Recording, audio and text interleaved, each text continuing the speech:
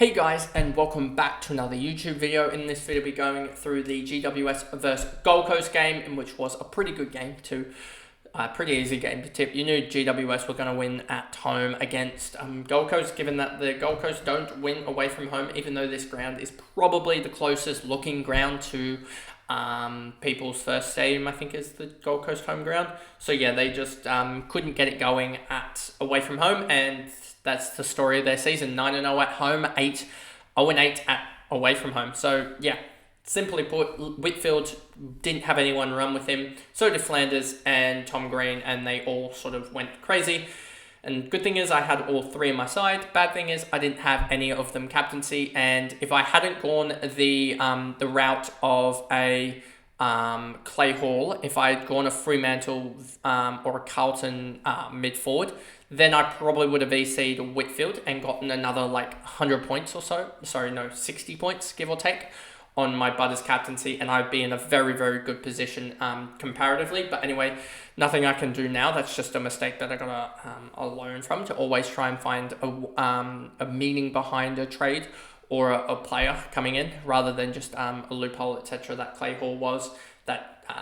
That's looking more worse, that him bringing him in. But anyway, we learn from it, and next year I probably won't do the same thing. But anyway, before we jump into this video, remember to like and subscribe, turn the notification bell on so you know when I upload, and let's get into this video. So Whitfield 145, he was just amazing. 36, 39, 34, 36, ultra consistent, and yeah, 40 touches, 10 marks, 5 tackles, 2 free kicks against, and he still got to 145. He's just been absolutely amazing. And I will be trying to VC him if I can next week, but I don't know who he plays. So we'll see if he has a tag potential, then probably not. But if he doesn't, then I will be VCing him, I think, just because he's been amazing. And pretty happy to hold him throughout the whole year now, as he's averaging almost, I would say, 110. And yeah, one of the better players. Tom Green, 120, he's back to his best, honestly. 43, 29, 29, 19. Could have gone off more in the last quarter and really got into a massive score, but 34 touches, 4 marks, 7 tackles, ultra consistent, doing the non-disposal work as well. What's that? 12 plus 28, so 40 points in non-disposals out of 120, so a third. That's a pretty good number to have as well. So I'm really happy to own those two. Perriman, 104, 31, 41, 27, 5. He really could have gone off in the last quarter, but he's going to be fancy relevant if he moves, or Isaac Cumming, I think, moves. Just because that opens up a little bit more space there, I reckon.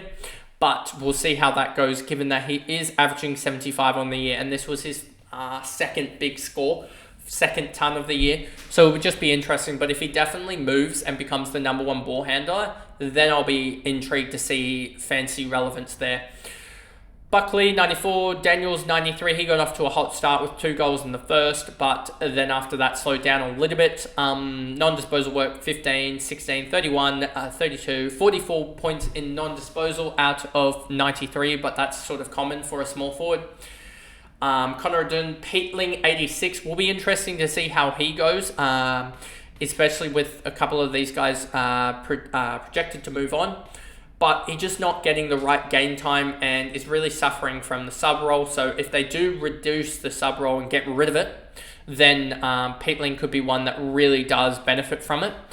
As he is like a plus, I would say, he's a plus 30 or 40 out of the sub role compared to what he is averaging at the moment.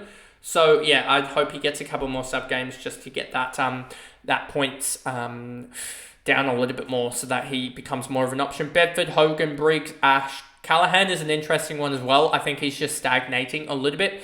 As Kane Corn says, he just needs to find the boot more rather than these handball special games. Like 7 kicks, 14 handballs, about what he's averaging for the year. And it's just not damaging enough. They're getting a lot more use out of Whitfield because Whitfield is just kicking the ball a lot more. I mean, Whitfield's getting a lot more touches, but he's just using the ball a lot more, getting a lot more meters gained. Whereas Callahan isn't really doing that. So I think that's the next step for him. Ward, Himmelberg, Jones, Toby Green, 58. This is why you don't go for small forwards, like I was saying. Dylan Moore, slightly different, I think, too. Dylan Moore gets up around the ground. I like Dylan Moore, especially 70 out on that wing. You see that quite a lot with him. He gets that space. up in, if this was a circle, a ground here, you'll see him get into this space sort of here, right outside the 50. I don't know if there's like there's an arc or anything that I can show. Maybe I can do it here. Yeah, he gets into sort of this space here and really does get a lot of marks and disposals from that space, Dillamore, and that's why he's different to Toby Green, who sort of stays more in the inside the 50 and doesn't really work up the ground as much as Dillamore, who also spends a lot of time on ball. So that's why I like him more. Harvey Thomas, 51, just another sort of middling score, I would say. Isaac Cumming subbed out with hamstring tightness again, another injury concern, and now he's at 155, 205, 212. 212 plus 33 is 245, so he's averaging like 61 now. So if he moves clubs, we'll see what discount he potentially gets, but he's definitely one to look at. If we just go to Cumming here, Cumming here, let's see, he is priced at next year, if he wasn't to play a game, 68, so he's actually got that. Okay, so you might actually want him to just miss games for the rest of the year, because missing games for the rest of the year, if he wasn't to play again, would have him at a 18% discount. An 18% discount on 68.3 is a 56, and using the magic number that we had, that would put him at 505k and potentially at a new club. 505k for a defender at a new club, that would definitely be interesting, as that's around, I think the marker that the likes, I think that's about 50k more expensive than the likes of a Kitty Coleman next year. Flanders, 137, he was absolutely immense. He's just doing what he wants. 43 touches, 7 marks, 2 tackles, 3 free kicks, 4, just doing his job. Ned Moyle, I'm intrigued to see how this goes. He's not moving clubs, but we'll see how long Witts plays for, as it looks like Witts' body is starting to break down a little bit. Swallow, 89, got a full game in. Weller back for a 78. And yeah, this just sort of shows, huge in the last quarter, more forward of centre, it seemed like, for him, which was a little bit surprising, and sort of helped a little bit Sexton out a little.